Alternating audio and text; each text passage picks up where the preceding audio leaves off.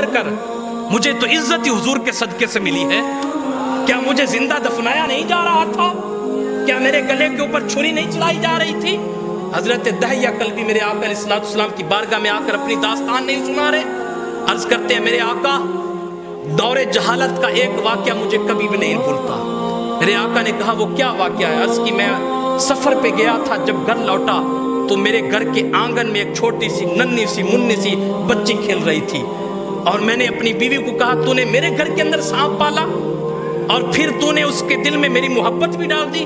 جب کہتے ہیں میں گھر کے آنگن میں داخل ہوا نا تو بچی دوڑ کے میرے قدموں میں گر گئی اور پیار کرنے لگی، کہنے لگی یا بتا اے میرے ابا جان، اے میرے ابا جان. تو میں نے اپنی بیوی کو کہا ایک تو سانپ پالا ہے اور اس کے دل میں میری محبت ڈالی ہے. تو میں نے اس بچی کو ساتھ لیا اور صحرا کے اندر چلا گیا اور میں نے گڑھا کھودنا شروع کر دیا. ادھر میں گڑھا کھود رہا ہوں، میری بیٹی اپنے پلو کے ساتھ میرا پسینہ صاف کر رہی ہے اور کہہ رہی بابا تو اتنی تکلیف کیوں کر رہا ہے؟ تو اتنی مشقت کیوں اٹھا رہا ہے؟ پسینہ تیرا بہ رہا ہے، بابا تو اتنی تکلیف نہ اٹھا. اور وہ کہتے ہیں مجھے پھر بھی رحم نہ آیا، مجھے پھر بھی ترس نہ آیا اس پر. تو پھر کیا ہوتا ہے؟ وہ کہتے ہیں جب میں اس کے اندر داخل ہوا اور جب میں نے باہر دیکھا تو بچی نہیں تھی، میں نے سکھ کا سانس لیا کہ چلو کہیں چلی گئی. لیکن کیا دیکھتا ہوں دور سے دوڑی آ رہی ہے اور اس نے اپنے چنی کا پلو وہ پانی کے ساتھ بھگویا ہوا ہے اور آ کر کہہ رہی ابو جان میں نے یہ پلو پانی کے ساتھ بھگویا ہوا ہے، آپ منہ کھولے میں آپ کے منہ کے اندر نچوڑوں گی تاکہ آپ کی پیاس کی شدت ختم ہو جائے.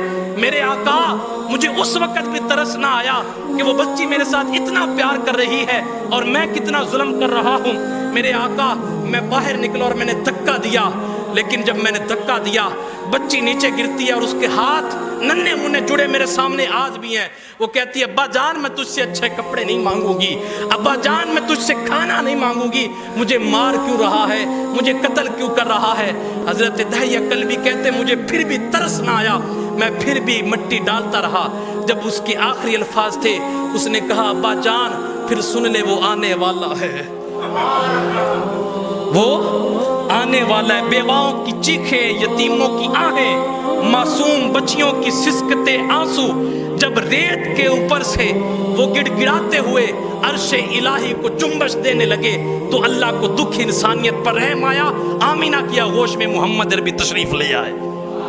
ناگہاں ساکن ہواؤں پر روانی آ گئی، ناگہاں ساکن ہواؤں پر روانی آ گئی اور چمن کے پتے پتے پر جوانی آ گئی.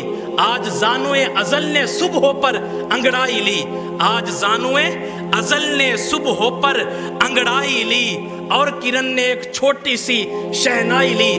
مخزن اسرار قدرت کے امی پیدا ہوئے، گل ہوا دنیا سے ختم المرسلی پیدا ہوئے.